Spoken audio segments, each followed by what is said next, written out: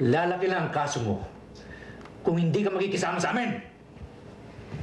Ilan ang tao ang kasama sa grupo ni Major Felix?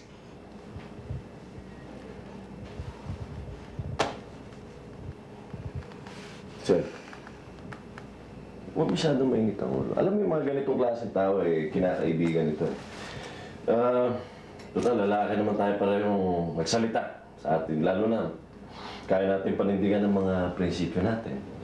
Magkaibigan na lang tayo. Sige na. Sport lang naman ako. Di ba, sir?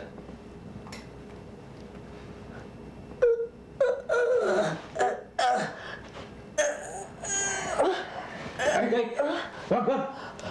Hindi tayo ganyan.